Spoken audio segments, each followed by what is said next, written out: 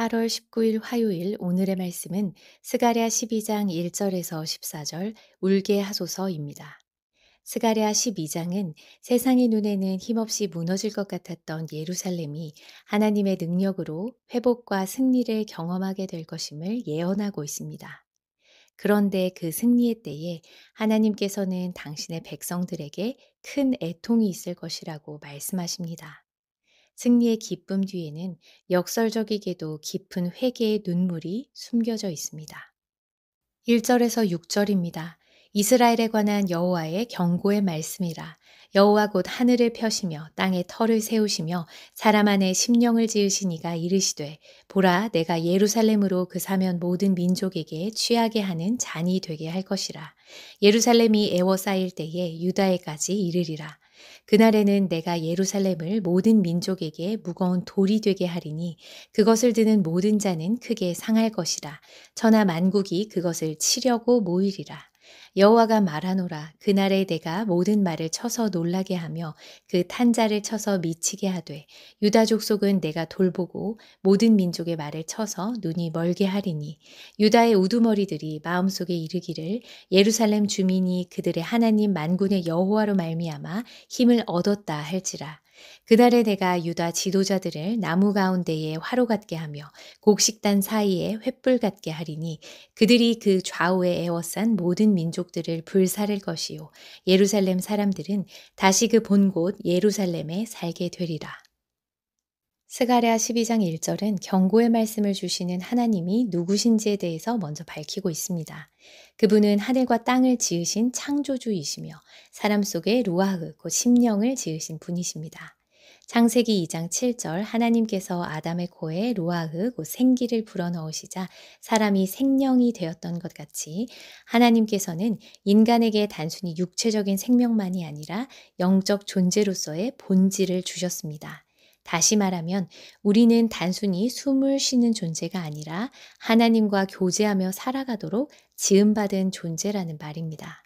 천지 만물을 지으시고 인간에게 영혼을 불어넣으신 하나님은 전능하신 창조주이시기에 그분이 선포하시는 경고의 말씀은 하나의 가능성이 아니라 반드시 이루어질 확실한 선언이 됩니다. 그러므로 우리는 오늘 내 하루도 내 마음도 하늘과 땅, 사람의 심령까지 지으신 하나님의 손에 있음을 기억하며 우리의 호흡과 마음을 주관하시는 창조주 하나님 앞에 겸손히 나아가 그분이 이루실 새로운 역사와 구원을 기대하며 살아가야 합니다. 나라들로 둘러싸인 예루살렘은 누구나 쉽게 기울여 마실 수 있는 술잔처럼 그렇게 쉽게 정복이 가능한 약한 성같이 보였습니다. 때문에 예루살렘과 유다는 주변 나라들로부터 사방이 꽉 막힌 듯한 압박과 고난을 겪게 되었지만 하나님께서는 연약한 예루살렘을 친히 지키시고 보호하시며 그들의 대적들을 치실 것입니다. 하나님께서는 예루살렘을 모두가 힘겨워하는 무거운 돌이 되게 하십니다. 예루살렘을 쉽게 보고 차지하려고 했던 모든 나라들과 스스로를 강하다고 여기면서 예루살렘이라는 돌을 들려고 했던 모든 자들은 그 무게에 짓눌려서 마치 술에 취한 것처럼 자기 몸조차 가누지 못하고 자멸하게 될 것입니다. 12장 4절 유다 족속은 내가 돌보고에서 돌보고의 원어적 의미는 하나님께서 눈을 여시고 한순간도 빠짐없이 매우 세심하게 보살피신다는 뜻을 담고 있습니다. 이스라엘의 역사를 돌아보면 강한 군사력이나 말과 병거가 나라를 지켜준 것이 아니었습니다. 언제나 하나님께서 그들을 눈동자처럼 지키시고 보호하셨기 때문에 살아남을 수 있었던 것입니다. 우리의 소망은 세상의 힘이나 제도에 있지 않습니다. 눈을 열어 우리를 지켜보시는 하나님의 그 섬세한 돌보심 속에서 하나님께서 우리의 삶을 붙드실 때 우리는 참된 평안과 승리를 누릴 수 있는 것입니다. 유다 백성은 능력과 승리를 주시는 분이 만군의 여호와 하나님이시며 전쟁의 승리는 예루살렘 백성의 힘에서 비롯된 것이 아니라 오직 주님께 붙들렸기 때문에 오직 주님을 힘입었기 때문에 가능한 것이었음을 깨달았습니다. 여호와께서 자기 백성에게 구원을 가져다 주실 그날에 하나님께서는 유다 지도자들을 나무 가운데 놓은 화로같이 곡식단 사이에 놓인 횃불같이 세우시겠다고 약속하십니다. 화로가 주변의 모든 나무들을 걷잡을 수 없이 태우고 작은 횃불 하나가 마른 곡식단을 순식간에 재로 만들어 버리듯이 하나님의 백성들은 전능하신 하나님의 도우심으로 완전한 승리를 얻게 될 것입니다. 7절에서 14절입니다. 여호와가 먼저 유다 장막을 구원하리니 이는 다윗의 집의 영광과 예루살렘 주민의 영광이 유다보다 더하지 못하게 하려 함이니라.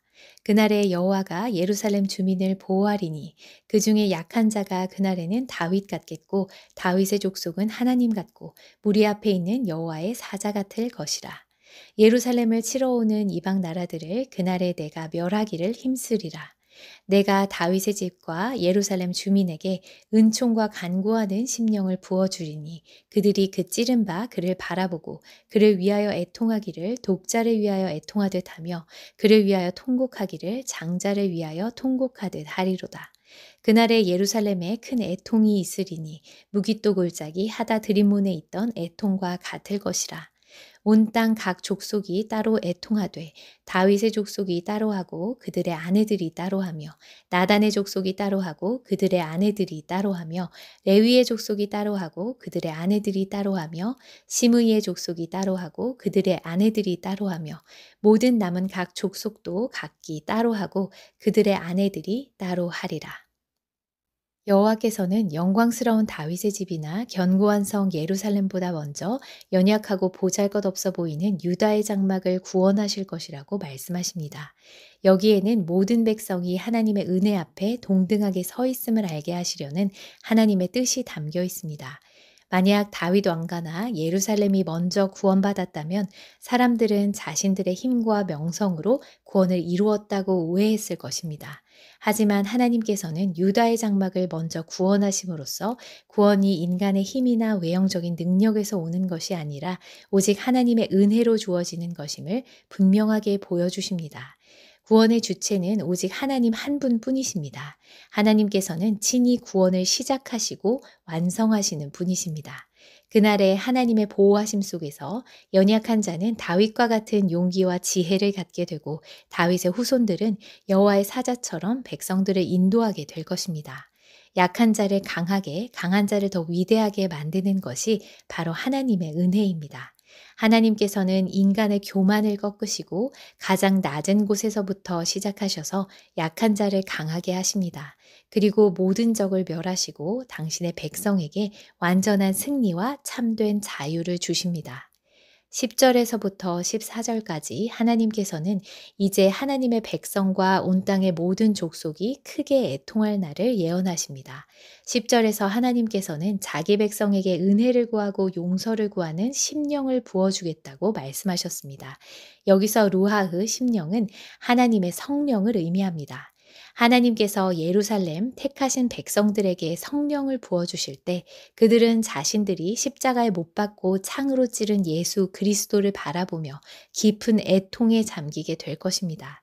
이 애통은 외아들이나 맏아들을 잃은 부모의 통곡처럼 처절하고 깊습니다. 마치 무기또의 골짜기에서 요시야 왕이 전쟁 중에 화살에 맞아 죽었을 때 유다 백성이 처절하게 통곡했던 것과 같이 온 백성이 큰 통곡을 경험하게 될 것입니다. 그러나 이 통곡은 단순한 후회나 슬픔이 아닙니다.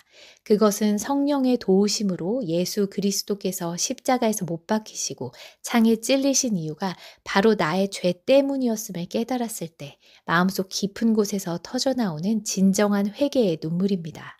이어지는 12절에서 14절은 예루살렘의 애통이 온 땅 각 족속에게로 확장되는 모습을 보여주면서 진정한 회개가 어떻게 이루어져야 하는지를 보여줍니다. 예루살렘에서 시작된 애통의 물결은 온 땅으로 퍼져서 하나님께서 택하신 모든 족속에게로 확산될 것입니다. 주목할 것은 온 땅의 족속이 각자 각 족속별로 따로 애통하게 될 것이라는 사실입니다. 고대 근동 사회에서 아내는 남편에게 종속된 존재로 여겨졌고 독립된 존재로 인정받지 못했습니다. 그럼에도 불구하고 스가랴서는 아내들이 따로 각자 애통할 것이라고 기록하고 있습니다. 이것은 우리의 회개가 얼마나 철저하게 개인적으로 이루어져야 하는지를 극명하게 보여줍니다. 결국 구원은 어떤 단체, 어떤 집단에 속함으로써 얻어지는 것이 아닙니다. 우리는 모두 각자의 자리에서 하나님 앞에 단독자로 서야 합니다. 오직 각 사람이 자신의 죄를 깨닫고 하나님 앞에 진정으로 회개할 때 비로소 구원의 길이 열리기 때문입니다. 세상의 한복판에서 우리는 쉽게 부서질 것 같은 질그릇입니다. 예루살렘을 포위한 열강들처럼 세상은 우리의 연약함을 시험하며 사방에서 우리를 애워쌉니다. 그러나 우리는 질그릇일지라도 그 안에 보배이신 예수 그리스도께서 계시기에 사방으로 우겨쌈을 당해도 쌓이지 않고 답답한 일을 당해도 낙심하지 않습니다. 하나님은 연약한 우리를 강하게 하시는 주권자이십니다.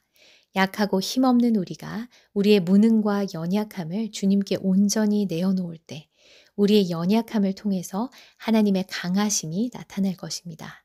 성령께서 친히 우리의 심령을 붙드실 때 우리의 눈이 열려 십자가 예수 그리스도를 올바로 바라보며 그 십자가 앞에서 우리의 죄를 진정으로 깨닫게 됩니다. 그렇게 우리는 하나님의 은혜로 말미암아 우리의 힘으로는 결코 도달할 수 없는 참된 구원과 회복의 길로 들어가게 되는 것입니다. 우리의 인생은 우리가 시작하고 완성하는 이야기가 아닙니다. 우리의 인생 전체가 하나님께서 시작하시고 완성하시는 구원의 서사입니다. 약한 우리를 들어 하나님의 영광을 비추는 강한 불꽃으로 만드시는 하나님만을 의지하며 오늘도 겸손히 주님의 말씀 앞에서는 각자가 되기를 소망합니다. 기도하겠습니다. 하나님 아버지, 오늘도 연약한 저희들을 말씀으로 불러주시고 주님의 은혜 앞에 서게 하시니 감사합니다. 저희의 삶을 누구보다 잘 아시는 주님, 우리의 부족함과 연약함을 주님 앞에 고백합니다.